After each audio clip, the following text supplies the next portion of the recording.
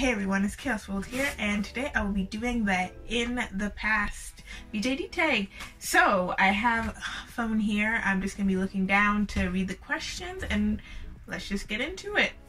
Question 1. As a kid, did you play with your dolls? If yes, what doll was your pride and joy? If no, what toy did you play with the most? So yes, as a kid, I did play with dolls. I was totally Barbie everything. And then Polly Pocket came out. Well, Polly Pocket was out, but like the new version of Polly Pocket. If I can find a picture, I'll put it there. But the new version of Polly Pocket was, she wasn't tiny anymore. She's about this big now.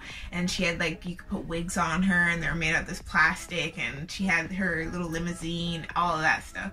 So I was Polly Pocket, everything. Then, I guess kind of in junction of that, I got into Bratz.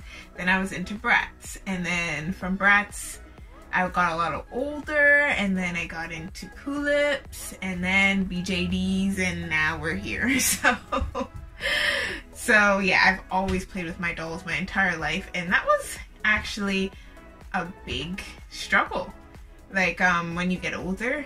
But anyways, we'll get into that in another time. But yes, I've always played with dolls. What doll was my pride and joy? So that's a hard one actually, because I had a lot of dolls that I loved, but one doll I always loved so much was my Bratz movie star Yasmin. I'll post a picture. That was my like #1 doll. I love that doll so much. And that doll actually got me into wanting to take photos, and then I'm not like super fancy with my photography now, but that's got me into doing it with dolls, and I've loved it ever since. So Question 2. Do you remember the kind of games you played with your toys? Yes, I do.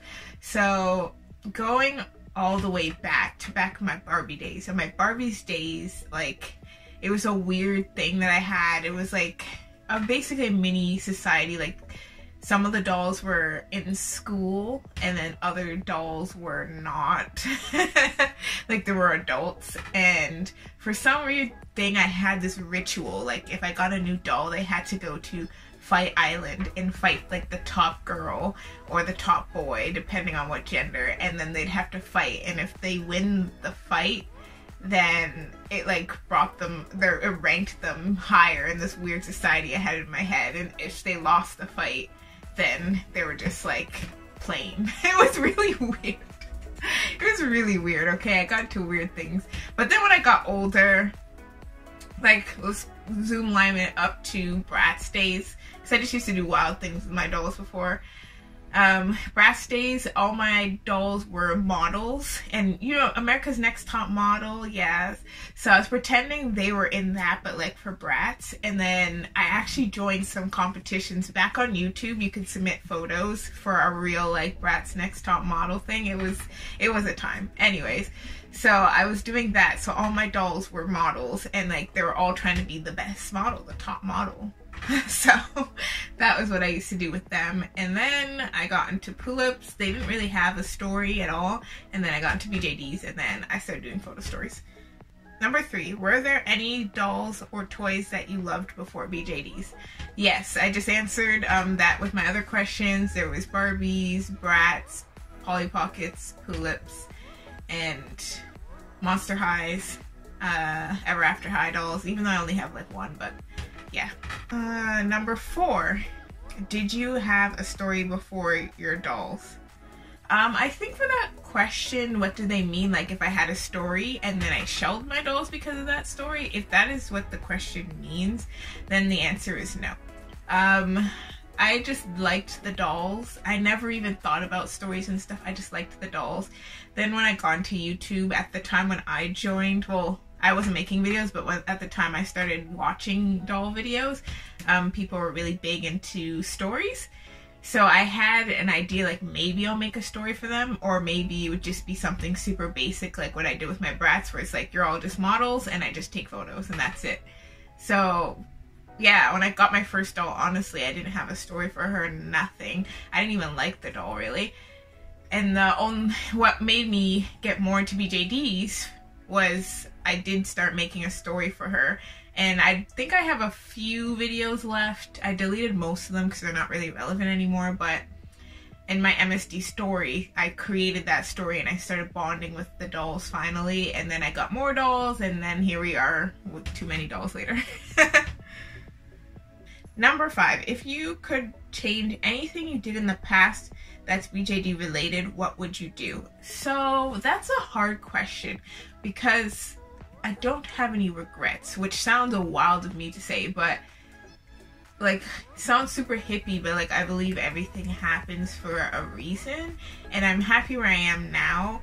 So if everything in the past never happened, I wouldn't be where I am. But if I could see something maybe minor I would change, oh, so I know at every warning they say like, do not use acetone on your dolls. But then like more experienced collectors were saying like, I use acetone on my dolls all the time. I know it's like a hush hush, don't tell anyone, but everyone does it. So I did it.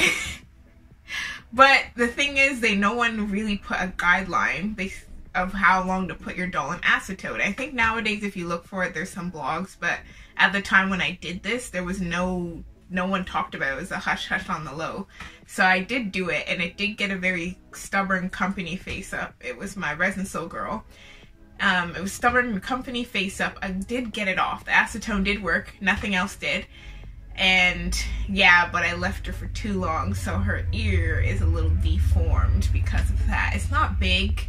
I was keeping an eye on her, so I pulled her out. And yeah, and also for non-acetone, things that people don't tell you. So you're supposed to use like clear, right? And I did not. I used blue non-acetone nail polish remover, and it stained my doll. So the same Resin Soul one. So that poor doll, like under her, I see her sometimes and I'm thinking her face up could be upped and be better, but the way I did her face up is to hide all her damage. So she's gonna stay like that.